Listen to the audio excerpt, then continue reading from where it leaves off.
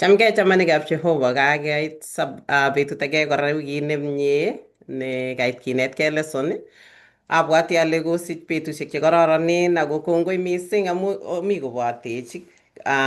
Betutab rani okerech ko king'ering'en, mami Pastor Ng'etich amamite Arap Maru, ko chekimi yu kemuchi kekaban kebeberta nekataibei. Lesson nebo rani kinetikei akobo nyigonikab kayanet. Choto ko Caleb ak Joshua. Kotomo ketestai ameche awekchi kongoi biik cheisubech eng lesson. Kilen kongoi mising eng lesson kinetigei kibagenge. Nito ko oret age nekicheregei tugul eng bandanyo nebo atkan kora. Ko biik che ng'ering'en chekoba online ak kong'alalso akichek ameche amwa ku Bethuel Bitok ko kongoi mising kale kongoberurok Jehova mising ak Simated Daniel kale ngo be blessed ami Chemesis SDA Church District nebo Kakarwa Station kaikai. Kongoi mising Daniel Kemboi kale amen amen. Kongoi Daniel ngoberurin Jehova akinye. Clara Kutuny my classmate. Clara Kutuny. Manale inye no kiangen ale kibunu Mosoriot or something like that. Kikimi sukul olikinye 90s, 80s. Ngoberurin Jehova Clara Kutuny. Emily Chesang, kongoi mising kale kongoi eng lesson ami Kapkoros Church. Ngoberurin Jehova Emilia koberur kanisetab Kapkoros kora. Ko eng biik tugul chomi mtandao, chomite Australia, chomi oldo tugul olomite ko ngoberurok Jehova. Ako ngikimitkei mising eng oliotab Jehova yekisomani kouni. Kiwekchini Jehova kongoi amu kasarta neuni nekimuchi keng'alal tugul ak kinetkei kibagenge. Ko ngotom ketestai, ongesa. Kamuktaindet Jehova nesobe koigeny, kitinye kongoi Jehova nenyo eng kasarta neuni kokeny nekaikonech asikobit kinetkei akobo nyigonikab kayanet. Noto ko Caleb ak Joshua. Kikokonech nitok asikobit kinetegei ak keker kora keker kayanenyo akotech kayanenyo kora. Kakikure Kiptayat asikobit ikonech tamirmiriet netilil ak ikonech kakuyet neinegei eng tuguk tugul chekinetigei Jehova iyeku nebo ng'echeret eng tugul. Amu kisoe ak kilosun eng kainet nebo Jeiso ne Yetindenyo. Amen. So kaoro kiboitinik chekimite tugul kimi ak tupchenyu Lilian Maswai korubo akomi Pastor Nyalile kowangwech lesson nebo rani. Ko kakemwa eng yoto kele takchinenyo nebo kanetetab lesson nebo rani komwoe akobo nyigonikab kayanet choto ko Caleb ak Joshua.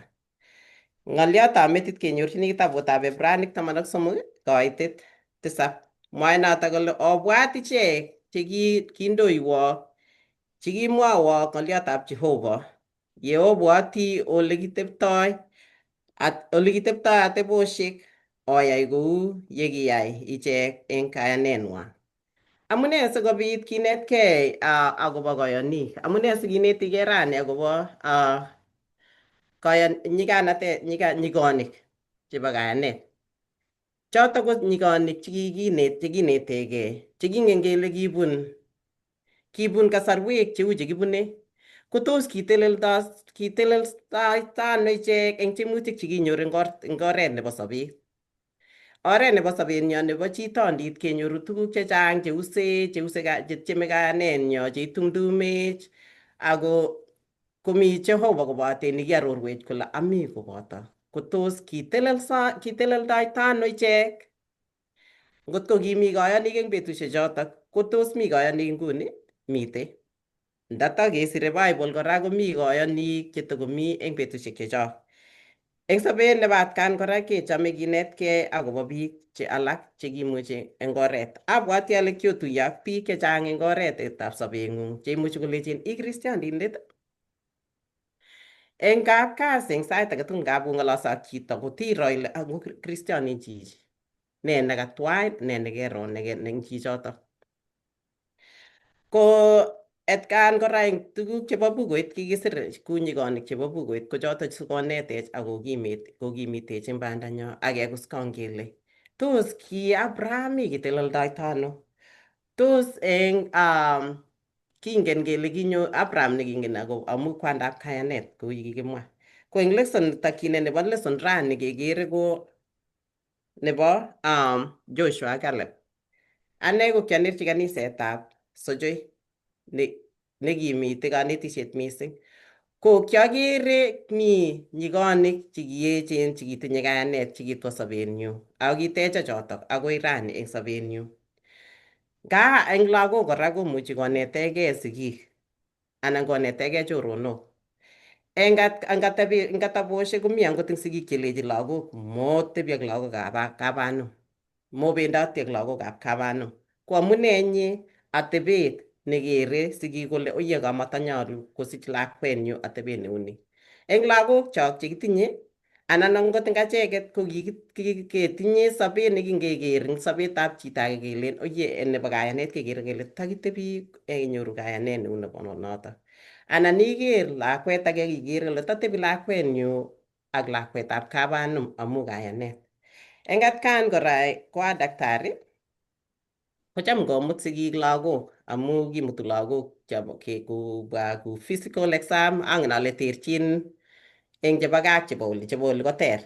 Ko ngimut lakwet kimut twan nyikanyakere nyikanyekeyochin exam.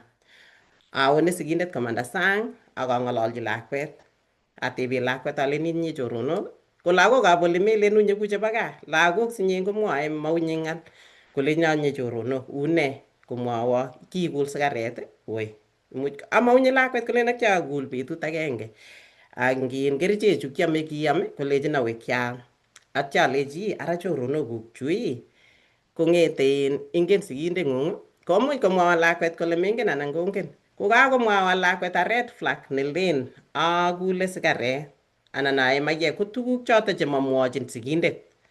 Ko atinye kasar eng sait notok atebe lakwet alechi ara king'alal tukchu ak sigindet komuch kolecha lakwet woi.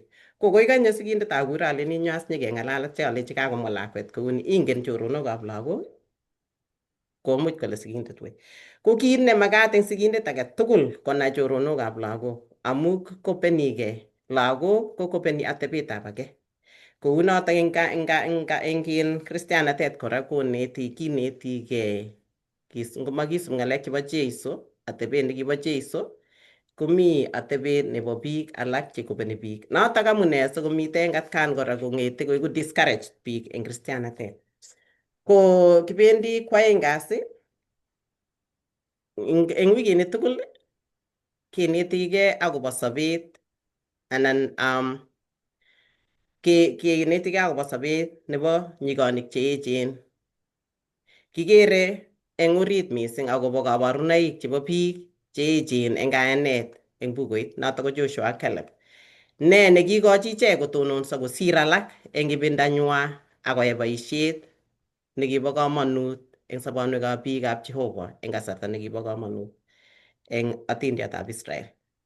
Ko Jumapili kebendi akobo faithfulness notok ko kayanet. Is that right? Faithfulness. Kayanet. Yes. Ko kebendi kitabutab Kaitoshek 13. Mwawe ine kitabutab Kaitoshek 13 koitet 6. Mwae yotok kolen eng oretab Juda ko ki Caleb weritab Jepune. Kakomwawe notok atya ketilda eng yotok kitwal 30 akoi 32. Kala kiipchi lagokab Israel ng'alek cheyachen akobo emonotok kikasegei kolenji ame biik chik emonotok kikibun kesegei ako kaen mising biik tugul chekikiker eng olotok. Kakesoman eng yotok atya kebe Joshua 14 kaitet 6. Joshua 14 kaitet 6 ak 14. Kamwa eng yotok kole kirikto anyun lagokab Juda koba ole mi Joshua eng Gilgal akimwochi Caleb weritab Jepune Kenesindet inendet kolenji, ingen kiit kimwochi Jehova Musa chitab Kamuktaindet akobo ane ak inye eng Kades Barnea. Atye koitet 14. Kikanyun Hebron borotetab Caleb weritab Jepune Kenesindet akoi ra amu kisub Jehova Kamuktaindetab Israel eng kakesunetabgei. So ne nekikere eng yu, Eva, betusiek chekikiyokto Eva, kemwae something in Lilian. une kakemwa kaitosiek 13 Oi, nebo koit 30 akoi sosomokoe. 32. Aha. Kouon kamanamgei anan anendet nemakas. Oh, I can Ingyoto see it. amu len kaitosiek 13 koite 30 akoi 12, kole kimwochi anyun Caleb biik kosisyo eng taitab Musa akolenji ongetokste nguno kilul emet amu kimuchi kitepter, ako kile biik chekikatokosta koba koboto inendet, makimuchi kebargei ak bichoto amu kimen kosirech, ak kiipchi lagokab Israel ng'alek cheyachen akobo emonoto ak kikasegei kolenji amei biikchik emonoto kikibun kesegei, ako koen mising biik tugul chekikiker eng oloto. Oh, kongoi. Yes, I think I read something else. Nikasoman something. Kongoi. Ing So, yoto kakonin Eva kakonin lakang'alal kangimwa kokakimwa Joshua ko agenge eng segik yes, chekiyokto Musa. yes. Ko eng banda nekiwo ko nendet nekimwa ng'alek chemiach. Chemyachen. Kanyi 32 kole chun alake kokimwa kole mi biik cheechen. Yes. Nguno kibestosi ng'alalet ab Caleb ko kararan Yes. amu kole kinyoboni emet, kole chun achicha mi chemosinik cheechen Exactly. yach. Yes. Ko Kongoi. ngiker kokisubkei ng'alechato kole Yes. Kikere lembechek eng yo amu mi lembechek chebo chun ak kayanetab Joshua eng kimasi. Yes. kale bichoto akot ndekose akot ndeepchinit kole kokalechin bichoto kabisa, yani atyo kole ame emonoto biikchik, ndakiame koekitundoito ano biik amu ame. Weis. Kiplambachonik is chekibwa. So, kongoi mising Lilian kai correctan ak Pastor Nyalile. So, kakeker eng yutok kakoborwech sirutik akobo eng bukuit netilil kole Caleb ko kiyonin. Kikiyokto 12. Ko kingobwa tugul ko kingoit chun kola cheechen bicho. Kangemi taitab bichoto keu talamik. Makimuchi kebargei ak bichoto kwame biikchi. Emonoto kwame so kekere eng yutok kayanet nebo Caleb. Ki biik 12 chekikiyokto. Lakini kingowek Joshua ak Caleb ko chekitelelsanegei. Kekere eng yu kole kitelel Caleb akoborto imanda. Kikiboityo nekitinye konunetab gei ako kiyanat eng kiptayandenyi. Caleb ko ki nekiyoni eng kainenyi koborunoti eng sobenyi kora tugul ak telelenyi nekitelel. Kingoba chotok 12 ak nyokotelel inendet ko kit nekibor nekikochi Caleb kotelel. Ne nekikochi kayanetab Caleb koterit eng bichu 12. Kikere eng yoto kele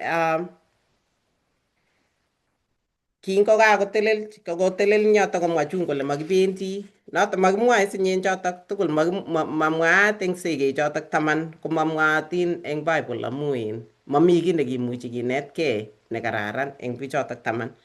Biik chu aeng Joshua ak Caleb chekinetegei akobo kayaneng'wa nekimuch kotelelso. Kale mwootin kou ngesoman eng kaitosiek 14 kaitet 6 akoi sisomanchigei kaitet 6 akoi 10 ak taman itwal iwe taman koitit 21 akoi 25. Ko notok ko nemwoe akobo sigik chotok taman chotok kikure mi ake kikure Samoa, Sabat, Eagle, Balti ak che chang ing yotok kisoman. Ko chotok tugul ko chikibetyo eng yotok kityo kibetyo yotok ngalalenwa amu kibwa ichek nyoko discouragen lagokab Israel kolecho acha emonotok mamakot kebe. Map kimuche akot ketelelse lakini kokitelel Kaleba kole emonotok kimuchi kebe akokochi kayanet bichotok akokochi kokimit ichotok. Amune eng yotok ko kimuchi ki amune asikomuch Joshua kong'alal kounotok. Kikose kele Joshua ak Caleb ko kibunu emet kibwone tugul kou lagokab Israel. Ko kibunu emetab otwoknotet nekikakonyolilso mising. Ki eng oret kobendi Canaan ko kibunu kinyor tiemutik chekichang mising lakini kiker eutab Jehova nekisor icheket. Kiibun nyalilda, kiibun ipkonyor ki nailen katil tamaa biik ko kitil alake lakini kitelelso icheket akotelelso eng kayaneng'wa amu kikere boisietab Jehova. Kikere eutab Jehova nekindochin icheket ak boisionik tugul chekikakwa Jehova chekibo kwong'ut. Notok nekikochi kotelelso eng kayanet. Kingobendi kekose kele eng otwoknotet ko kimengechen. Eng kosire Jordan icheket ko kaechekitu kityongon ko koruchut kakoosekitu. Ko kakoker tugul ko kakonetkei koro boisietab Jehova. Kikere kochun ko kingokere tai kou kolen kitaalamik ko kingokakoro kole katelelso akot Joshua ak Caleb ichekei against 10 people chun alak chechang ak lagokab Israel alak chekikakoyan bichotok. Kale kiit anyun wakati nekikimeche kelach icheket aeng. Une kayaneng'ung anan tos iteleldo ano yeimite opposition ako inyegei neketelel ang biik chun tugul kap chebomut ko katelelso ako inyegei neiteleli tos itelel akimwa imanda amu inyendet inyegei neingen imanda ko tos itelel anan tos kilulin iwe kimasta nin nebo biik che mwoe lembeita anan chebo biik chemaimuchi kotelele ng'oliotab Jehova. Kalamu muguleldab Caleb ko kimong'u Jehova. Nekikakoro kosoru lagokab Israel konyil chechang akonyil kokeny kingobwone kobunu Misri. Nyiganatenyi konetech kenai kele kayanet ko kakuyenyi ko ketelel akot keeku inyegei neiteleli komi kap chebomut nemaisubi ng'oliot nebo iman. Ko tebutiet nekitebegei eng betut netab rani ko kakiro kele kimuchi kinetegei biik cheteleliotin kayanenyin. Ne neimuchi iker inye anan neiyoe eng kwenutab biik chetinye kabwatet neter ak neng'ung newendi ko kiptubotoi eng kanetisiet nebo Jehova. Tekebendi kinetigei ko yoikere kwae biik tuguk chebo kawaida ak ingen tuguk cheimwoe bukuit ko ne neisubi tebegei kityo. Tos mi chi netinye tebut anan tos mi chi nemeche kotes kiy eng yo? Ng'oliotab Kiingereza nolenin the majority has their way. The majority has a say. Yes. The minority has their way. Kotab keker kele tindoi biik chechang kachutet neo kosir biik chengering. Ko biik chengeringen komatakasin biik ng'al ako bichotok ngeringen ko icheket chetindoi imanda. Angot eng siasa anan ko kura chekiyoe eng kanisa kotab ko biik chechang koluli biik chechang amu kameche kikwai kosuldae eng chito agenge. Joshua kale kainetab Joshua kainetab Caleb ko engin kutitab Ebraic ko sese. Yes. Kou yo ngemwa kele sese ko kisosis amu chi nekilechin ngot kolechin chi sesoni ibwoti aeng kaekunono sesit. amu tiondo nekiwechei matin ko tiondo neribe kapchi. Kito neyoe seset korok netai koipchin it kiptaiyandenyi Mhm. akokose it akomwochi kwanza nguno nga chepchumbek chu chekikenet eng yu amu nekit chumbek chechang kotindoi chitugul seset kotabakere komuti kiwanja kongewirta mbiret kolech lapat kolapati seset ipkoibu mbiret nekakewirta kwong'yu akolech wek ipkoib mbiret akonyo kowirta koi nebo oeng kole ne sesoni kose in mong'ete kewirto mbiret ipkoibu nyekewirto koibu kokikose it kiptaiyandenyi seset. Joshua kokakiib ko kerkeindo nekaipchi it Jehova ak Caleb. Na ile eng boisiek 12 chekikiyokto kokakong'et boisiek aeng'u eng sobet eng banda nebo ong'atet akobek chun 10. Anga kayanet nekiribe ak kayanet nekikose it Kamuktaindet, matin kochang chun inamtegei kayaneng'ung ieku nyikonyitet. Meker let, meker batai. Ker tai. Ko ngiker tai akitelele imanda koberurin Jehova. Korok netai koribe sobondong'ung akoribe koing'ung. Ako mutai kotun konetegei alake kele amu kiyananum okero tuguk chekikwochi Jehova. Biik chechang cheng'ering'en chekikoyan Jehova ko biik cheng'etunotin. Kikokeskei chun eng nyasutik chechang angot kikobek. Anga kayanet ko kit nebo komonut eng chi age tugul neiyoni. Ingenetegei Caleb, ingenetegei Joshua. Kongoi mising. Kongoi Tokotesetai. ateshi Eva ale eng kwenutab kokemwa ku lagok ko mising ikerchini lagok komite lagok alak kolu lagok alak koyan komwa lembech lakwet amu iywei kolagoi kebiro anan akot eng kanisa kemitei keyoe election chebo kanisa komi biik chekimen chemwoe ng'alek kotokoi kilulen imwa tuguk chekamakoba iman. Ko eng yu kokakinetegei Caleb ak Joshua eng yu kenoe kele tonon eng imanda. Matiny imitei kowosegei yeimitei itonon eng imanda meiweisye. Ako ng'oliot nebunu kuting'ung kokoek iman. Amoche asoman kitabutab Kalewenoik 18 koitei 21. Kale mitei kimnatet ng'elyepta, meet ak sobondo. Akame logoekchik ichek chechome. Kongoi ng'oliong'ung neibu sobondo kou akot Caleb. Yekingomwoe kemwoe tuguk choilen oyee samis koek inyendet matkoek inyendet ile ya emet.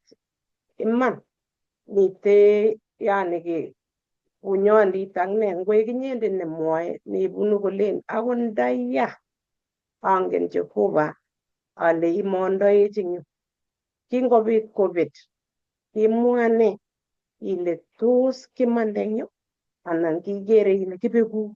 Kikikere numbers chebo emet karon kipkoite saa sita kokait million olin kotokostoi. Ibwat ile anguka tos kolya lakini ngoek ane anan ngoek inyendet nemwoe kole akot ndakiuit anan kong'wonen komite hope yani ibu kamuget anan ikochi biik koker mutai akoker Jehova. Matkoek acheket chekanyekemwa kele oyee acha mamite kamuget kou Caleb ak Joshua.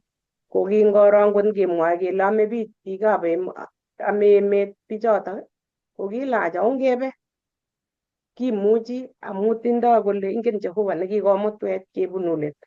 Ko ngouit kounoto itoben tuguk chekokwaun Jehova. Ne nekaun rani Jehova. Tos kemuchi ing'etkei kityo anan kakonin Jehova kamuget. Kongoi Lilian. Kebwotwo amu komi uchaguzi nekobo leaders eng Kenya yin. Ko tos ingen kityo tuguk chekomi muguleldong'ung. Tos koiboisie Jehova anan koiboisie politics chekuket inyegei. Kere Jehova ko oriting'ung. ologoichi uchaguzi nekoyai kityongan anan politics chekoimwoe ko korom. Politics ak koek chebo kanisa ko ngwan akotitoo biik. Obwat akot Miriam tuguk cheking'ololso. Akot igan. Akot igan. So ngot ko komi kiy nekoyai chi age neking'alali, ingen chike kityo ng'alek chekoing'alal akobo leaders chekikakonde Jehova ng'echeret. Be careful about that. Yes. Kongoi. Atache Lilian. Kongoi Evelyn amu kaitou amu kinetigei akobo kayanet. Ko kebendi betut nebo Jumatatu, betutab kwoeng kasi ko Jumatatu, keng'ololi eng yu kolen Caleb, yani kole kono tulwoni. Akebe kwoeng kasi neng'olole kolen kimnatetab kabarunet. Ko amache kesoman kitabutab Joshua 14 koitet 6, abwoti ale uni kakesomani ketesetai 14 koitet 6 akoi 14. Kale kirikta anyun lagokab Juda koba ole mi Joshua eng Gilgal. Akimwochi Caleb weritab Jebune kenesindet inendet kolenji ingen kit nekimwochi Jehova Musa chitab kamuktaindet akobo ane akinye eng Kadesh Barnea. Kiabo kenyisiek 40 yekingoyokwa Musa kotwokindetab Jehova eng Kadesh Barnea anyo asege emet.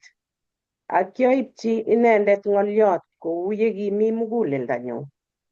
Ako kikochi tupchosiekchuk kikitokostoi tugul mugulelwekab biik komeiyo. Ak kiasub Jehova kamuktaindet eng kakesunetabgei. Ak kiyosyo Musa betunoto kole eku boroteng'ung iman ak tun bunchin lagokuk koek koikeny emet nekiityech kelyekuk amu kiisub Jehova kamuktaindeng'ung eng kakesunetabgei. Keer anyun kikoribo Jehova asop kou yekimwa kenyisiechu 45 kobot betut nekiamwochi Jehova Musa ng'olyondoni. Yekingotak kobendoti Israel eng ong'atet ak nguno kero kobwach ra atinye kenyisiek 85 akot rani koakim kou eng betut nekiyokto Musa. Kit nekiu kimnatenyu eng betunoto kou noto kimnatenyu nguno eng luget awo ak awege. Noto anyun kono tulwoni nekikamwa Jehova eng betunoto amu kikas eng betunoto ile kimi anagik oloto ak nganasok cheechen cheng'ototin. Alen mi Jehova koboto siaon koba kou yekimwa Jehova. Ak kiiberur Joshua inendet ak kikochi Caleb weritab Jebune Hebron koek borotenyi. Yek anyun Hebron borotetab Caleb weritab Jebune kenesindet akoi ra amu kiisub Jehova kamuktaindet Israel, kamuktaindetab Israel eng kakesunetabgei. Akekas atindiotab Caleb ngekas ko pasta ngouo kimoko inendet nakilen yani orenyi amu kamwa ole bunu kouo kimoko Israelindet konyi. Kaikai neuo kinyo eng oretab mara ko oretab katunisiet ole kabun orenyi kosikonyi oret konyo kobun kapjuda. Ole kekaste kouo mabo kapjuda yani kimokoek Israelindet kimuchi kokibun oretab nguno abwati in biikab chekiketunishe Musa kap Jethro komuchi kokibun yoto sikonyo kap Juda. Ko ye kakonyo kakobunji koyot ak nyokobwatchi Joshua kole kibwati betut nekikamwa kole ikono koroni ako kobwat kole kianyo awe iyokwo Musa koboto tupchoshek chuk kesege emet ako kianyamwochi chekimi muguleldonyu amwochi ole uu emet ako maisup kale tupchoshek chuk chekikabwa amu akot makingen kainaik kimi kainaik lakini mami kiy nekibwoti kobate kityo kenai kele kiib report nenywanet nekinyokomeiyo mugulelwokik lagokab Israel. Ko inendet ko kiboto cheki oeng ak Joshua kole kibwoti kokalech kikoch anyun kibwat Joshua akokochi emonoto asikobunji akoek kobunji akot lagokchi akoi tun akoi ra. Kamwoiwech kokeny kole kiokim ngeip kenyisiek 40 kiyokto kalang rani abo kenyisiek 85 ak mut. Kitose boiyot nekakonyi anan chepyoset nekakonyi kenyisiek 85 ak mut kotokowendi boriet takomuchi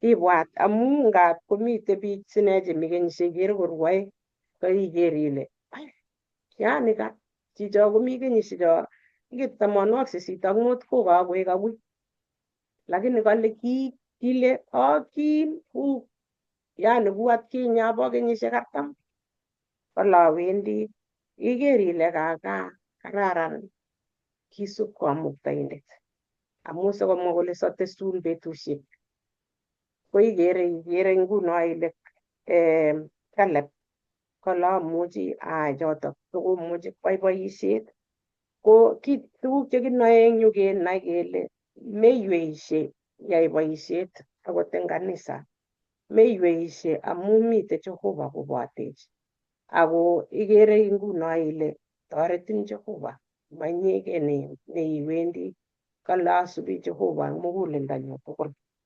Ko ne nekenoe kele eng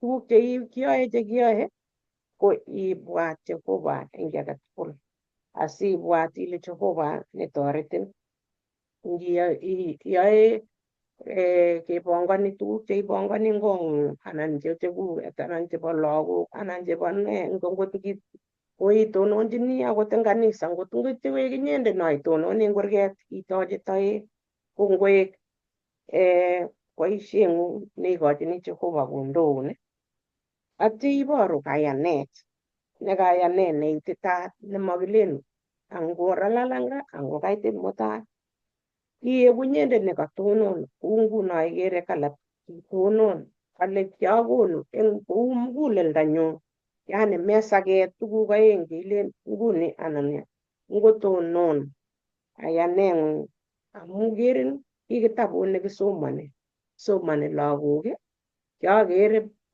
kokoit age kowendi kakong'uru gogo konome yani eunek kondoi let kolen wendi kolen mi lakwet nekokowendot koker gogo kakikere akine kolen ano akine kosubi kotkoyach koboech ko chitugul eng kot kokakelenot amu gogo iker ile kere lakwet tuguk chekiyoe kose lakwet tuguk chekimwoe ko ngoek ng'olionyo netonone ng'oliotab Jehovah asikobit inai ile makoi iwe ibiamde akot ngiamdoi eng tai yun kokakesomanin korok kenai kele ng'oliot neimwoe ko kergei ngimwoe eng kingeresa akot eng kapkasi nging'ololi iwendi interview ko ng'alek chebunu kuting'ung komeche kokergei ak ng'alek chemwoe bortong'ung kikure body language kang'alali bortonyo mang'alal kutit ko kakat tuguk chebunu muguleldonyo ko ngimwoe cheimwoe ko lakini muguleldo ko kakomwa kito age ko ngoek ng'oliot neititaat neu no kimwa Caleb kole amu kianyamwa ng'oliot kou muguleldonyu ko chun taman tupchosiekchi ko kiikochigei nyokomwa lembech. Mongen anyun ale kingomwoe kokalya sikoutye kole kakobun ole tuguk chekikwochi Jehova kotip kouit akot ndakiechen iman. Man kimite kole kimi biik chebo Anak chekikoen chekiechen chocham eng ole kelen the Bigfoot, yani cheechen kelyek kabisa, lakini ngotiutye tuguk chekamwa kwai Jehova eng let ko rahisi imwoe tugun amu ibwoti ile king'etune chebo mutai ku kaikai kemwa kole matekebe yundo akeutye akosub Jehova nebo aeng eng oret kochek Jehova neribech. Nging'ete komamiten chi nekeng'et kobate Jehova nekakonin kamuget. Kotos tinye chi katesyi amakibe kwaeng kasi eng walimuinik. Kongoi Lilian amu kebwatwech kangimwa ile Caleb komo bororiet nebo Israel ko iman. Ngisoman en Joshua 14 nekai koitetab 6 kekure Joshua weritab kenisindet. Kenisik ko ki biikab Media. Media likimite nekipkonyor Abraham Jethro ko kapyugoi likinyorune kwondo. Ko ngiker likinyonundo Caleb ak lichoronokab bororietab Israel kenisik. Ako kimelen kibunu bororiet nebo lagokab Israel chun. Sikeleweni kokile nga Caleb ni ko kiweritab tisindet nebo bororiet age nebo kenisindet. Ko kemutu koek agenge eng segeik ko kikiker atebenyi nekararan. Koker Musa kole ngonyikan chichi ako chichi komuchi komwa iman. Anga atebet kokere biik eng konyek. Kere ngot chepkamet koker kole atindoi nekitupche nekararan akimwaita. Ko nginyekemuti olin kemuti chito neutat ako makingen kele makwole chokinik chebo imanda. Mwoe iman akoi let.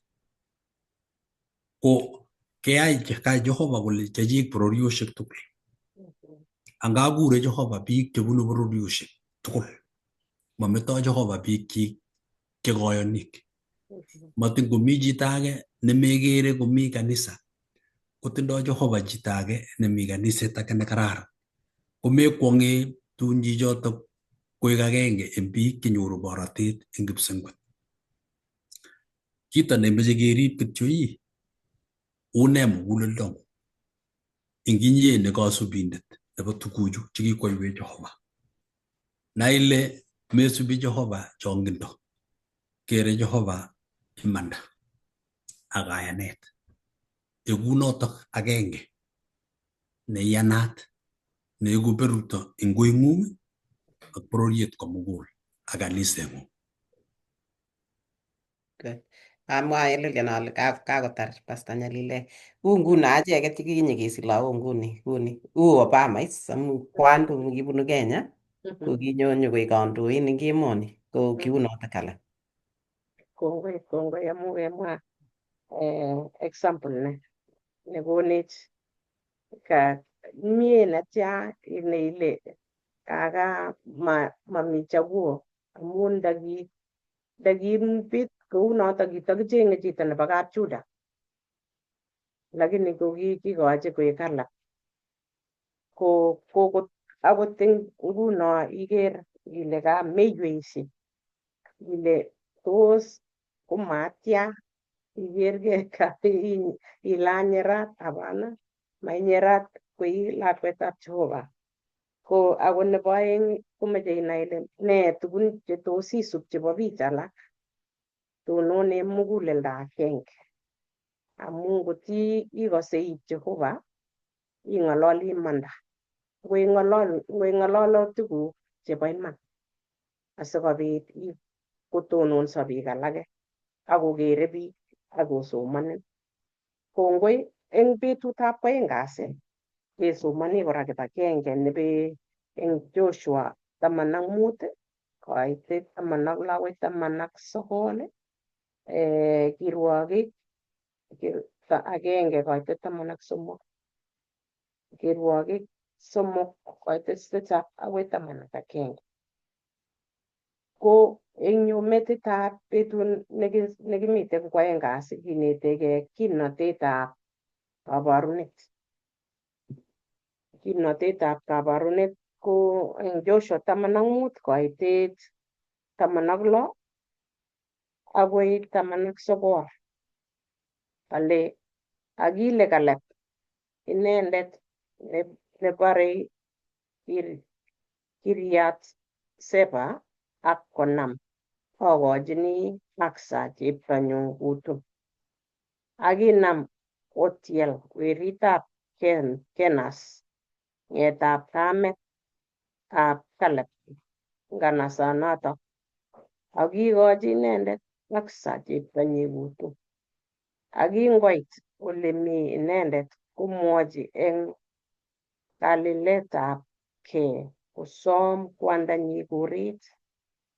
Akichorgei anyun eng sigiryenyi kotebe Caleb kolenji imoche nee? Akotebe Caleb kolenji imoche nee? Akimwochi kole kono kaberuret amu kindea emet nebo murot nebo tai. Ikono kong'ikab beek akichek. Akikochi kong'ikab beek chebo meto ak kong'ikab beek chemi ole rektot. Kakikas Joshua kile chito nenome abwoti ale ingen pastanyu chichi kakile ngot konam nebore Kiriath Seba abwoti ale ki chito nekimakatkei akokoim biik. Kole ngot ko chito neyoe kunoto akochini cheptonyu abwoti ale kitindoi akine Caleb lakwet nekararan neititaat nemoche chitugul kotinye tilyandit ak kap Caleb amu lagok chekororonen chekikinet chekiyoni. Kotonon chito agenge ako kale weritab Kensa ng'etab kamet nebo Caleb ale kakonyo tilyet eng yu kap Caleb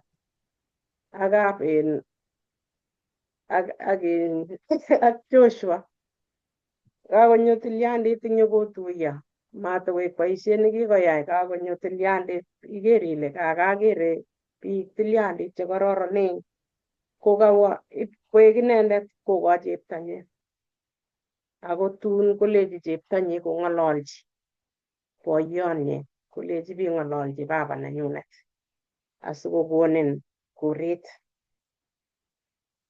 Kenyoru anyun eng yu kele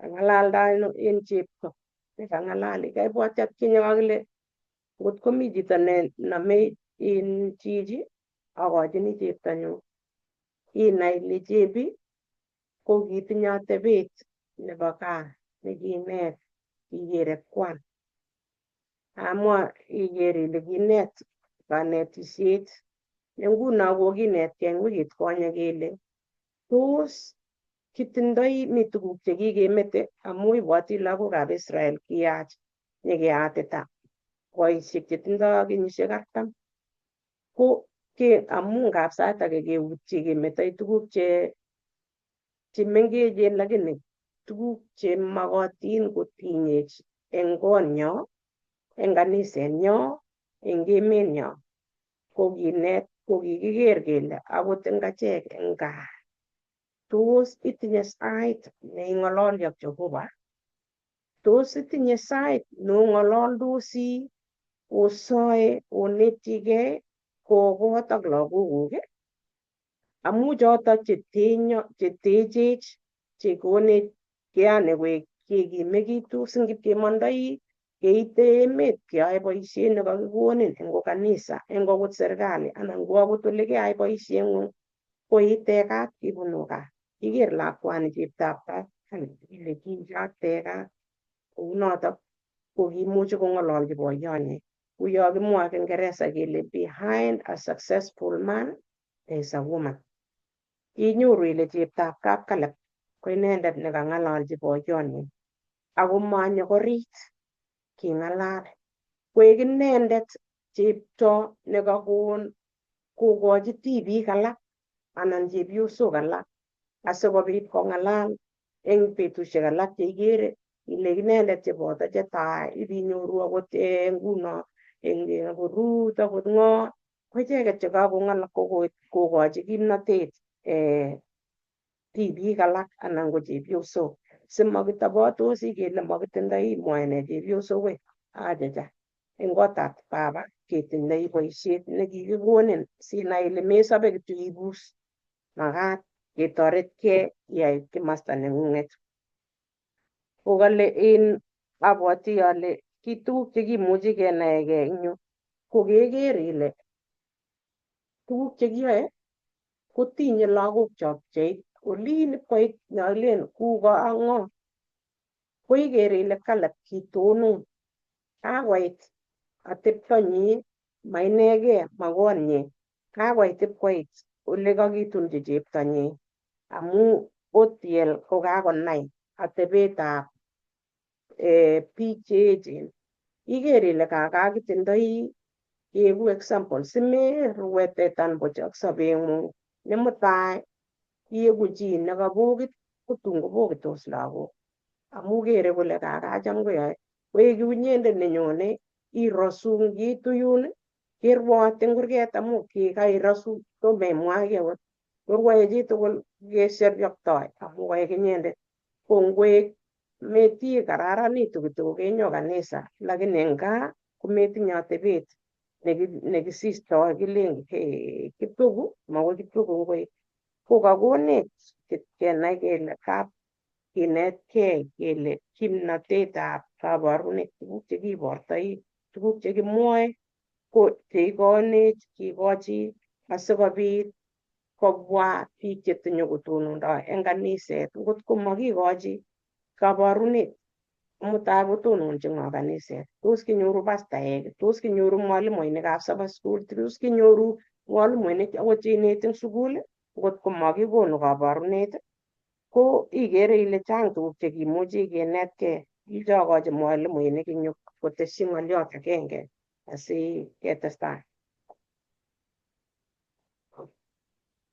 tos mi chi netindoi ng'olyo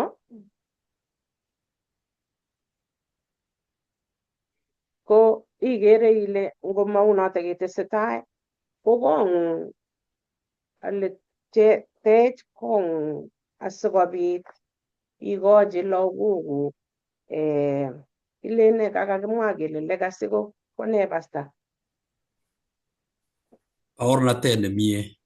Baornatet nemie amu nyorchini akot kitabutab Petero netai 2 koitet 2 akoi 4 yo kong'ololwech akobo yoto ikere ile isubi lagokchok tuguk chekiyoe ako kakenai kele kandoik kosubi kikere kandoik alak kere lakwet kole lakwet ameche tun aeku daktari Eva ameche tun aeku pastayat ku Pastor Nyalile ameche tun aeku yani ku ane kele aeku lobo benki olo ameche ait yoto ko amu kere lagok tuguk chekororonen atebenyo ko ngoek atebenyo nekisomoni asikoker siketech emenyo ko makitech kounoto ikere ile kalya sikelen kolya kirwokindeni konyokoai komanyo ko amu tuguk chemakitech ko ngetou eng yoto nebo ameche awendi akesu ko ng'olyot kele ng'o nekekere mising. Ko ngetoman kitabutab Johana 13 koitet 5. Johana 13 koitet 5. Kale 5 anan 13 koitet 5.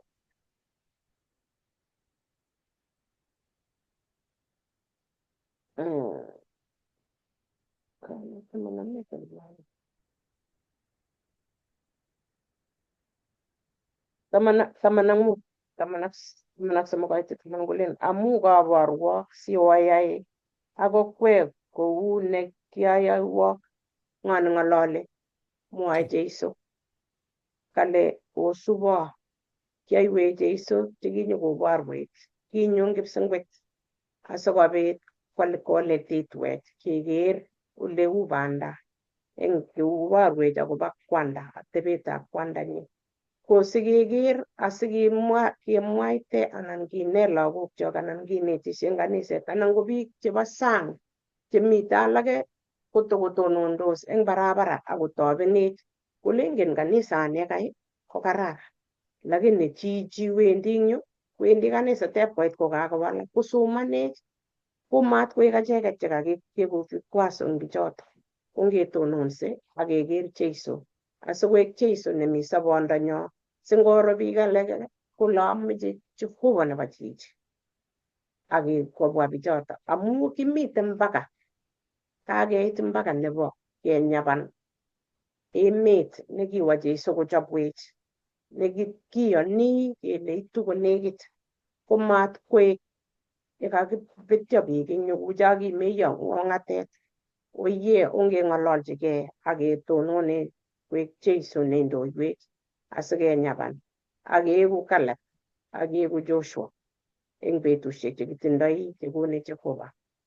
Ko atoche Pastor Nyalilet kondoiwech eng betusiek chekako eng betut nerube ak kokes eng wikit.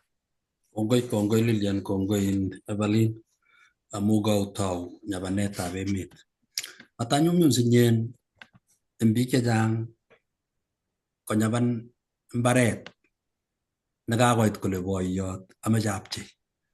Angot ko werikab kaat obwoti wikit konye kokeng'ololi akobo lekinyabandoi emet komelen nyumnyum tab kobaregei kapchi amu mbaret kele oye koche kecham werto ni nemining anan amu kanyokotebe yutok yep kapkogo. Kenam nino kelecho wi konait yun, kenam nebo kwen. Komutai ikose kora kot koitu tibik chekikoba korik kole akichek ngemeche mbaret chabu luget nemitei korik. Ngomabit boisiet nemie ak atebet nekararan nekikometo boiyot kobitu luget. Kingen ak kikekas eng kokwotinwekyok biik chekikebar kobargei amu ng'alekab mbar. Mi ngot nguno alake chetikendos ako makoshindos amu ng'alekab mbar. Kimwae ne anyun eng achek eng kaniset amu kangekas atindiyot nebo Joshua ak Caleb nyikonikab kayanet kokait kepchei mbaret. Ingen ile wikit konye kokilelit kayanet kokile ongemuratan murenik ingetekab tisisho ingeibu sautik chesa ingewai mugulelwekyok amu kakochobokis bichu kakosik kemeche kele yebendi mbar kosikunotin biik simabit luget ak wasetabgei amu isi ng'alekab mbar konyumnyum kole chito age yekaker yun amu teker pichait nanyune no ikere ile kararan kabisa, ikere ile mitei ile kararan nekikipangan komie, komi tulwet age ne chepng'emerut, komi korik chemi yun. Ingen ile takilechini lewen kolaker kondang'ung akicham. Korok netai ikere ile lakoruto emet, ikere ketik, ikere ile une ng'ung'unyatab emonot. Kakekas eng yu kele murechu aeng Caleb kokakoek boisiek. Kinkomong'u eng emetab Misri kotindoi kenyisiek 40. nyokotebe ong'atet kindoi nekit 45 amu kin biik chekimong'une emetab Misri. Kakotebe ong'atet kenyisiek 40 kotuyokei ak chekimo Misri ko boisiek chekitebe ng'al. Kikolelit met akotindoi kabwatutik chemiach. Ko notok kangisoman Lilian ile kile chichi ongen kabisa tokokararan autat kui kinye king'ololwo Musa tomo koistogei kabwatutik. Ingen kakoek boiyot chito kotoi kotoptopen makomwoe komie angot ng'alalet neng'ololi komakotindoi kabwatet. Kakilen kabisa kikararanen kabwatutik chik ak nautik chik akochobot boiyot kondochi. Makimwa chun alak kakesoman Lilian komi grupit neo nea. Mi grupit nema kainaikwak kikimwa kityo akobekyo. Amu nginyoru biik cheu Shumwa, nekile Shepherd, nekile Igal, nekile Palti, nekile Kadiel, Kadi, Amaniel ak Setur ak nekile Nabi ak Keul. Nyino kainaiya ibetyo kuno. Biik 10 sina ile anga kipsengwet koter. Mauyo ibwotitoi. Tabi ibwoti ikere ile uye kanyanum lakini mutai kokakomasta. Kongen Jehova biik chik. Eku neiyanat akoi let. Amu nyigonikab kayanet ko biik chetepchei akoi betusiek chebo let.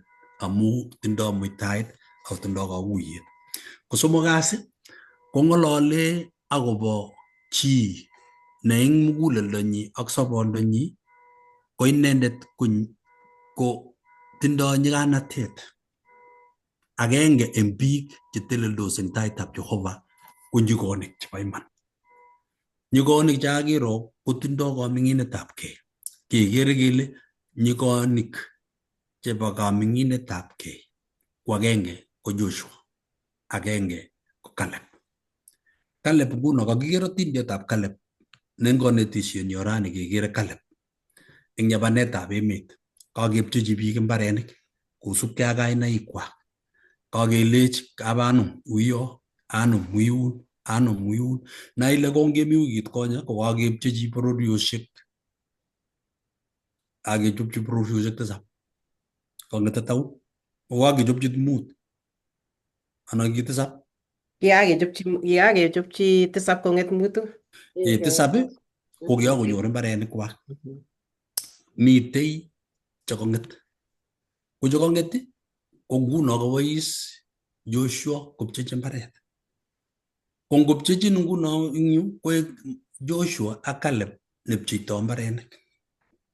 Ako icheket chekisegei. Maanmach icheket kole kakitoune keib mbarenik. Koek icheket chebo let. Ko ngoek icheket chebo let kait nguno kekochi Joshua mbaret soko koek nebo let Joshua. Joshua ko kandoindet nekikochi Jehova kondochi bororiet.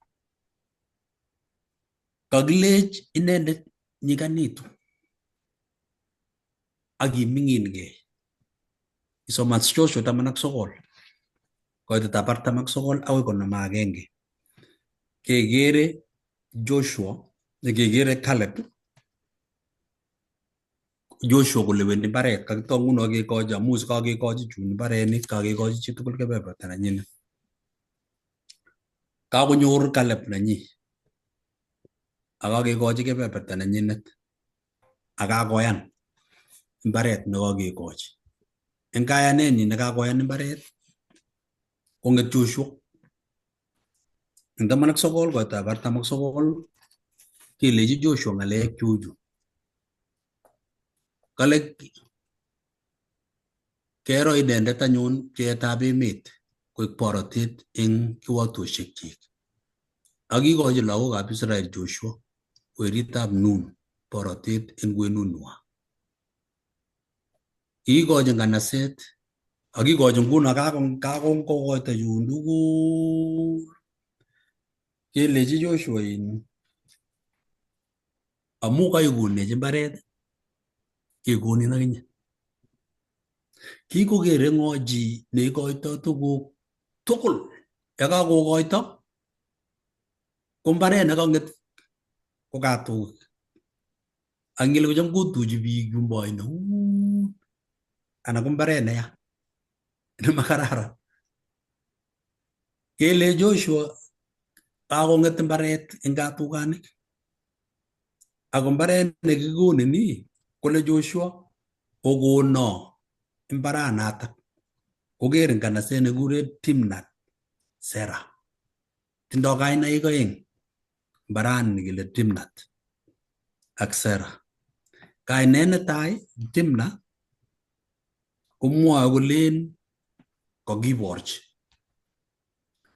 Ng'oliot nebo oeng Serah ko katukanik, kokiborchi katukanik. Ko ngeborchi katukanik eng 26 komong'u kaitanyi ko 12. Kokimwochi kelech kakikonin katukanik. Katukanichu komi nganaset. Nganaset ko nganaset neiberurot ako mining netindoi atebet nekararan. Ko ngekochin nganasani komwoe Kingereza kole it is a modest city. A modesty ko nokikere kele maborchingei chi. Makararan kosir, mabo let, mi kwen. Nganasani kora ko kuni kiakobutok. Nganaset nekimotokomite tugul. Eng Joshua 19 koitab konom kile kiakong'emak nganasani. Ko kipkotechi Joshua nganasanatak. Nganasani ko kinekite nekile Shilo. Shilo ko ki kurgetab kapkurusut. Ne kapkurusuni ko nekinyokosoe lagokab Israel. Ekochi Joshua kapkurusut notok nekit kapkurusut singokere kokere kapkurusut nebo kaptisisho. Amune sikwa Jehova kou notok ko koborchi Shilo kole kamiset nyi kosuldoe tisindet ak kiptaiyatab kandoinatet nekikobirur Jehova. Lakini kingopchechun kometo mbaranatak mairo chi ako mamach yotok amu kikilechi lewen lekewe. Kingolewen chitugul kiwo kong'et mbaranatak anga keribe Jehova mbaret kokochi tisindet sikobit ingokere biik yotok kokere sarunet. Joshua ko kiptaiyat ne sarunindet. Kere kondanyi kaptisisho nesaru bororiet nebo Israel. Nengukit konye ko kitiagak mugulelwekwak eng sukul. Mami chi nekimwa ng'olyo neya amu kikakosik. Yokesu komwa kole kiyan Joshua ak bororienyi kochop kosop sobet nenyumnyum. Anga sobet nenyumnyum nematindoi kajoin ijaugei mising anan ikergei ile uye kararan kosir eng muguleldonyi ko kitiagat kole lekamwa Jehova kokono anyoboni. Ko iman ko kikochi Jehova konyaban emet. Nyolu kenai kele matkeboisie sumuloikyok ak kimnotenyo kenyaban tuguk. Angot kainonatet eng kanisa kotab kebirgei eng kanisa imeche inyoru bounatet iutie nebo mbaret ile mi chi nekikonin mbaranatak nebo Jehova. Mewendi kenyinye ingiborye eng kimnoteng'ung konwokitu sobeng'ung. Joshua kiming'ingei muguleldonyi tugul kometochi Jehova. Kiborye Jehova mbaret nekiek boiboiyet eng inendet. Mi kurget nebo kaptisisho. Ako yoto nemite berurto nebo Jehova. Tienwokikab Kalasunet 27 koitab 4 komwoe sirutikab Jehova kole kit agenge nomeche eng Jehova ako nekiamach eng muguleldonyu tugul ak kiacheng ko ameng'is eng kotab kamuktaindet betusiek tugul chebo sobenyu. Okero kararan netya kiptaiyat yotepche agere akagus kini kong kaptesisho. Kangalal Daudi kole oye kararan netya. Ako kit agenge nekiachenge kap Jehova. Kwanyal inendet akager kaptesisho lanyorune sobetnyi. Ngewa kongun kasi. Saya akot kotomi chi kotepe ng'olyo.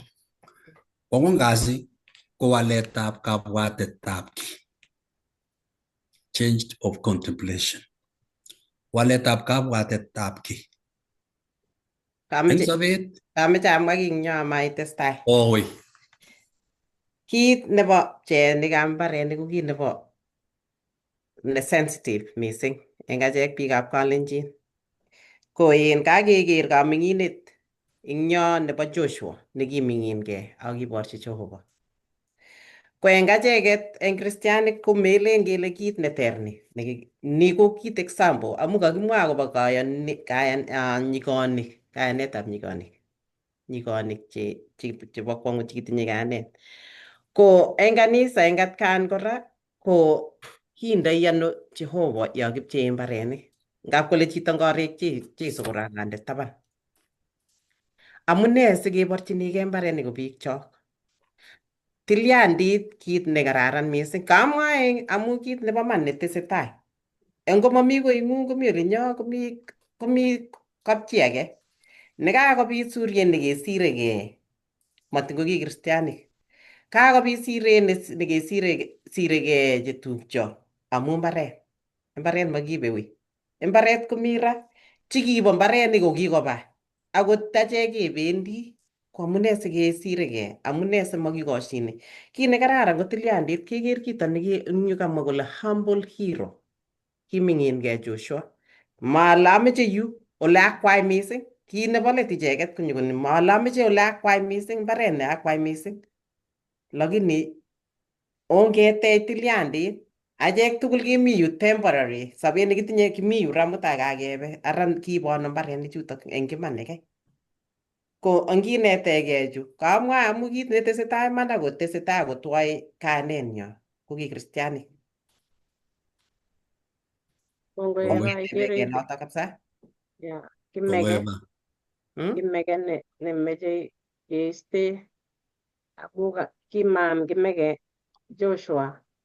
Ki inendet nekishoboro kuroni ako ndakibunoto ko kiingen kole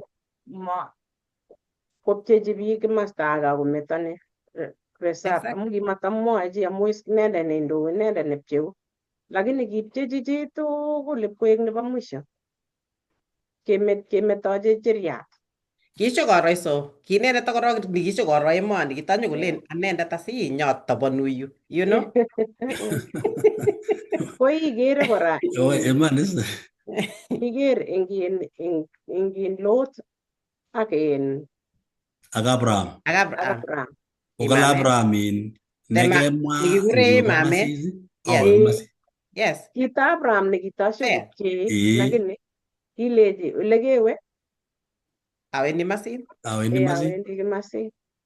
Konyekwa nini olikiakwai. But what happened? There was a consequence. Baadaye nekikere kitun koit ako kinyo Abraham kora kosom Jehova koleji tos ngotinyoru biik ata yekinegotiaten kole tos mi bokol tos komiten ako amu kiingen kole mitei kaplot ako kikisor kaplot akiro chepyoset consequence chechang akobo mbaranoto kimeche ng'etkonda kole kaker kole kaib ni ko noto akot nga ikere ile mbarenik choto komeche kakoker nin kole ameche yun ko nekit sanda amu atindoi kole komite economic nini chekonu mbaret yo konyeiwendi sawa chekang'etchi chebo let lakini oye ingokone ongeker kakemwa kito nemie eba ile kindoi ano Jehova lene Jehova eng ng'alekab kepchei mbaret. Iman ikere bo kamanut ng'oliodono komwa sikere angot Kristianik enge amu kaking'olole ko biik chekikoba kanisa. Ngoek lapkeiyet cheutik chopche ngobit koshinet otumung'uny ong'alal ak kokuyegei. Amu ngomokuyegei ong'eti polotet ak boriet ak maket neya. Ne mutai angot eng kanisa kokwong'e biik kele ngomotar chekwoktos osorwech ne eng kimasi. Kesome che kristianik chi nekisiku nekitach logoiwek chemiach. Ongemete boriet eng icheket tomo osik ine amu o boriet. Kinome kipchabonik ak rotwetab cho kebargei. Ko amu ngot rani betusiechu komi biik chebo serikali chemuchi kotoreto kong'ololwok ak nyekepche tugul kele ara ikai komeche olia akobo mbarani boiyot makomi boiyot. Kalya motebi ng'ony murenikab kaa anan ak tibikab kaa ongeng'alal. Ng'alalet sinye kokim akokonu tetutiet nemie akobitu koshinet. Angot ang ng'userit ko ng'userit yun kepchee chitugul konyor ng'useronoto. Kot ko tulwet yun kepchee tugul konyor tulwet chitugul. Mbaret ne kararan kepchee tugul konyor chitugul mbaret ne kararan. Ko ngeyai eng muguleldo agenge kobete maket neya nekikobesho biik chechang akotumda korotik. Amu nguno boiyot nekibo mbarani komengen ile kiborune ne. Nyalilda nekinyor akoi anan ko gogo nekinyor mbaret. Kot ko mbarani komami siling nekikoite ako mami chepkonda. Ako nimiche iborchigei ibar neutupche chekikisikyo kaa. Ingoi kanetisiet kalep nekiborwech kaming'inetabgei akoek nebo let. Akole chopchi akwek akobor kole ano likere meting'ung kole akere kwokunet ne akosis. Arai kong'et bororiet kele arai matakosom ngot kalep Joshua mbaret. Kale biik amu koikonechi boyondoni. Makimeten. Koronin eng kanaset keborchin kanaset. Eng kanasanatak ko kanaset nebo kaamiset. Kurget nebo Shilo negerei kapkorosut nebo Jehova. Naile anga ingiyachini Jehova nemi eng kimasi kuribun Jehova boroteng'ung akoribun mbareng'ung. Kameche ates kora eng yotok ale eng boisiek chokosech chetomite. Kur lagokuk osa otebi ng'ony sikobit kalyet amu kikoek kit ne ner mang'et. Kur lagokuk otebi ng'ony ak osa amu kiy age tugul neiyoe kocham isoe akot kotom inyoru kebeberta nebo ikoite kebeberta nebo 10 ngoka tuguk isoe ile Jehova koborun. Ko kamunee simekur lagokuk melen kele kamwae amu eng atkan kora ketebe biik akot yo kaba sipitali keleni tos kiichop tugukuk kiichop kong'ung. Mengen tuguk cheyoyoskei. Kur lagokuk ak osa ak ong'alal eng atkan kora sikobit chomyet. Amu yekaiwe kobit boriet eng lagokuk nekemete nemaeku berur eng lagokuk chebo baadaye. Ako biik cho tilyandit nekararan. Tuguk tugul chu kitinye akemetoi akebe akichek koit alake nyokowaskei kunotok ko kalya makikoshine. Kalya makiiku biik chebo chomyet. Kalya simakibate chomyetab Jehova eng pcheet nebo tuguk. Makiibe wei kimetoi kitinye ra chotok kitinye ra mutai kemetoi. Kongoi. Kongoi biik cho kakemwa kabisa kenyikis yotok amu tuguk cheyookse eng kwenunyo kikong'em biik chechang ak kikong'wanit eng korik. Asa ngeker yekitoroti kekere kele waletab kabwatetab ki eng sobet nebo chi ang ko chi age tugul ko keborwech bororietab lagokab Israel. Ingen ile yo mi boiboiyet ko kakile ngami yo boiboiyet sirori. Kororiet sinyen ko makelek ako makutit kang'ete ui. Kale mi chi nekekikure Marco ne inendet ko chitab science. Kamite University nebo California. Eng somanenyi nekisoman ak kabwatet nenyi kale koker kundit kebeberta nebo kundit. Ak kingoker kebeberta nebo kundit komi kebeberta nebo boiboiyet akomi kebeberta netwoe inerech eng itondo. Ko eng kikobwate yotok komite eng orit komite kiy nekekure mirror neurons neu kioit kale ikwenyi tuguk chekero akero ngiro ki kwai chito akikas ngalek chekamwa chito akiro ngalechoto kamwa kokakonin irori akibaibaitu akeker lakatwaitake chichi kotwake muguleldo ngucho maker ngalal chito ing nyumba tayu ikere biik chekang'alaldos kakoib chit akakotestai konam biik metoekwak an konyikwak kotoben chichoto ko anga kakitiny kebeberta nebo kundit nebo kasetab biit ak keretab konda kong'et kioit notok nebo dirishet nebo naet nebo kobwotutik konam ng'alekab chichotok koib chekuk sikobit Ingereza komi kiy nekekure imitator kou lekaita chichotok kokakokono eng muguleldonyu ai sikobit yo ngong'alal amu keng'alal itab ko ikere ngot komi biik cheng'alali kabisa kocham akere kimi biik cheimuli Kibaki leking'ololdo Kibaki president nekibo Kenya anan ko Raila leking'ololdo Raila kororitos biik nebo Kongo kotam ne Arap Kemei nang'ololi ko Arap Moi ako ng'alal ng'alek chechang cheu Arap Moi ko ikere ile eng bichotok ko kibois tirishet nebo naet nebo kundit akomach tuguchotok chekiyoe anum koek kebeberta nenyi akwai sikobit eng muguleldonyi kobaibait akoboiboitu biik alake amune sikotiny ng'alechu ko kamwoiwech akobo sobet nebo kiptaiyandenyo Kristo Jesu kamwa eng kitabutab Ibranik 12 koitit 1 akobo kayamiset nebo Jehova notok anyun kale kikoumech boldet neo nebo baorinik chebo kimaswek tugul ongeiste nyigisindo age tugul ak tengekto age tugul nemuchi kotokonamech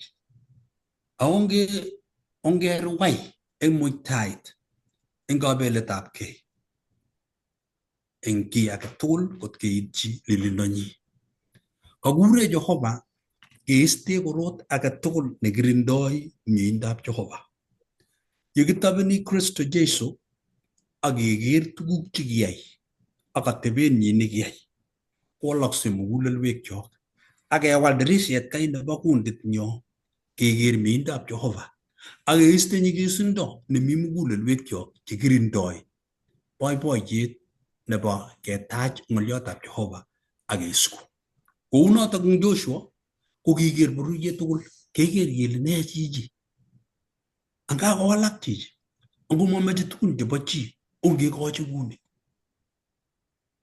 eng mugulelwekab waletab biik kokiker muguleldab Joshua ake kikiwal dirishok chebo kabwatutikwak akoker mieindo nebo Joshua akilen as you behold you become yeikere iegu notok kiker biik Joshua akoker Caleb nyigonikab kayanet ako kiwalak akoboiboitu akonyokoban mami ile kikimwa kele kitokoboryo bororioshekab Israel kokakikochi mbaret kile chitugul kongoi ako kongoi ako kimwochi kongoi Joshua ak Caleb kokakikochi mbarenik kounotok komwoiwech sirutikab Jehova keiku nyigonik akichek kele mi waletab kabwatutikchok eng betut eng nebo sigunenyo yekitobeni Jehova yekitobeni nyigonik chebo kayanet biik chekitoi kanisa eng yobo gaa kanisa nangwong kandoik chekikotebe kanisa chekikekonyit chekikorib kaniset kikotech kaniset kikwal plotit nebo kanisa kikorib kaniset koyopchi ibinda age akoi ibinda age nguno ko boisiek motiarte boisiek motiarte chepyosok momete biik chekikwai boisionik akile achek anyun Gen Z chekokiitu achek chekiechen kikubane boisiek chu chetukuimech ongeming'ingei akekere nyikanatet nenywa nekilumda lumeiwek chebo kayanet nekisobe akoi rani kitindoi Jeiso kiptaiyandenyo nemwoe kitabutab Romanik 12 koitetnyi ko agenge ak koitab oeng. Notok anyun chekitupche asomok mising eng rirenoshekab Jehova ale okoite borwekwok koek tiseiwot nesobei ak netilil netokoksei eng taitab Jehova. Notok boisieng'wong nenyolu. Kasomei Paulo kole ongekoite borwekyok koek tiseiwot. Ng'alale ng'alek oeng. Nebo oeng, koitab oeng kale amoyomregei atebetab betusiechu ako olach kalokset nebo kabwatutik chemiach sikobit onai magetab Jehova nemie ak toksenyi neikesunotkei nebo Jehova. Eng kurgatichu kokakiker tuguk oeng.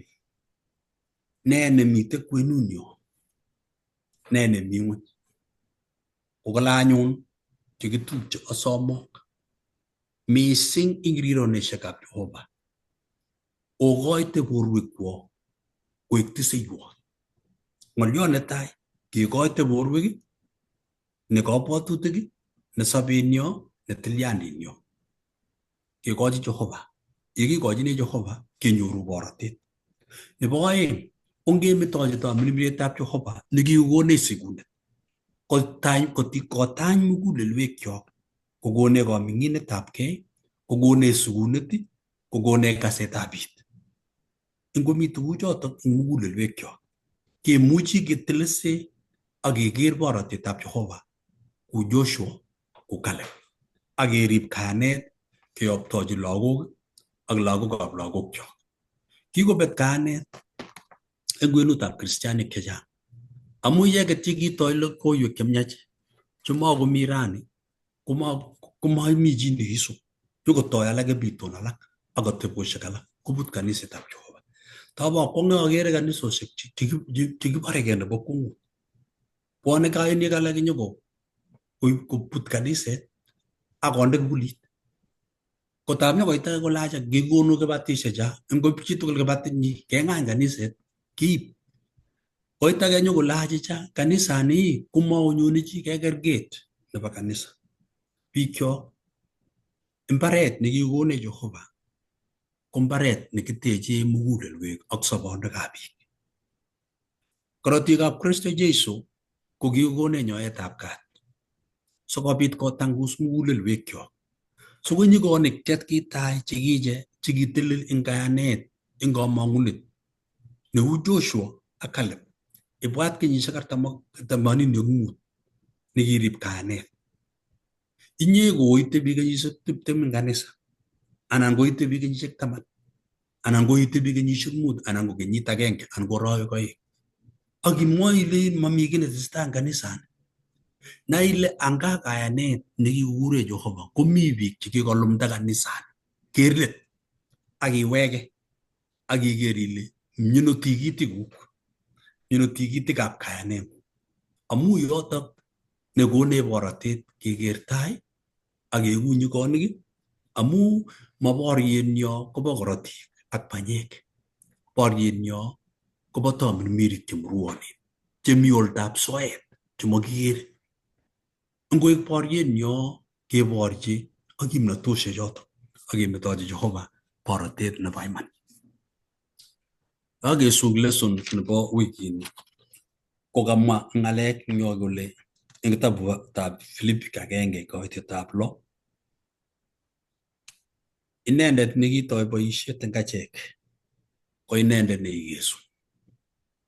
Inendet nekikurech ko inendet nekoai kasuldaet eng sobonwekyok. Matkeutie kasuldaetab Jehova kele kikotoi boisionotok. Ongemetochi boisiet nebo let Jehova kokonech borotet nebo Canaan nebo kipsengwet. Kou yekimeto Caleb ak Joshua akometo akoi mbaret nebo let kokakopchechi chun tugul kong'et bororiet komugul ak Jehova kole ngokochi tisichu mbaret ako makikochi eng oretab chamet nebo biik kityo ako kaberuret nebo Jehova. Ngokone Jehova mugulelwek che tongusen sikobit keker nyabanet nebo tamirmiriet ak kerib keswek ak kayonik alak. Kere biik nyiganatengung akosik. Kere biik kayanengung akole to ngamun Kiptayat kouni. Ngoker Jehova kolili sobondongung akoyan chechang kole angami Jehova matkeutyi kayanenyo nekikokuriech ako kikiyoku. Matkemete kamiset nekikokone Jehova. Tos tomi ng'olyo eng achek? Kongoi bikyok, ongetestai kekose kunotok. Ameche amwa lesson nebo wikit nenyone. Eng lesson nebo wikit nenyone ko kemi lesson nebo 9. Mwae kongoi eng Jehova. Lesson nebo wikit nenyone komwae kolen kabarunoik nyabonik chebo kamiset ak imonjororinik chebo kamang'unet. Imonjororinik ko prisoners. Ko kongoi ngakweket. Nyabonik chebo kamiset, imonjororinik chebo kamang'unet. Kotorete Jehova sikobit kenyoru kora kanetisiet nebo wikit nenyone nebo nyabonik che icheket che nyaboni kamiset ak imonjororinik tugul chetindoi kamang'unet. Ngobirok Jehova otestai osubwech eng YouTube kou kila. Otindoi tebutik kesome kele otebenech anan osirwech sikobit kewolwok. Kisome Jehova kondoiwok. Ngoberurok kot komi tebutiet neimiche inyoru icheng kanisetab Seventh Day nenekit yoto baka akitebe ilechi tos kongomwa bichu ng'alechu koune kokonin kaberuret. Ngobirok Jehova bikyok ongesanyun. Kiptayat kamuktaindet nyo neng'ung emoni ak nyabanet age tugul. Kamiseng'ung kobo iman kou ye kikochi Caleb ak Joshua koek nyigonik chebo kayanet. Iteleso icheket eng betusiek chebo bororiet kepchei mbaret eng emetab Canaan. Ako kipcheita mbaret ako mami chi neking'unyng'uny. Ako kilewen chi tugul nekikararan ako kimie ako kibaibait. Let koek bororiet tugul akole Joshua ak Caleb kekonok mbaret. Ngoek iman mugulelwekyok kotangusitu. Angot nyabanet nebo mbarenik chebo boisiekyok ak sigikyok chekikonech mbarenik. Ongejaban mbarenik chotok eng kayanet ak koshinet ak ng'alalet netala ak kakuyetabgei. Sikobit keiste bunyondit ak lugosiek ak boriosiek eng korikyok. Berur bororietnyo nekose ng'alechu chebo kalenjin eng komoswek tugul ak chi age tugul nekose ng'alechu. Ngoik borotet eng achek, ngoik kanetisiet nebo komonut. Berurech akoi wikit nekibendi neisubigei. Kongoi amu kaitukwech rani. Ngoik borotet eng achek eng kainetab Jeiso ne Kiptayandenyo. Amen. Amen. Kongoi bikyok, ngobirok Jehova.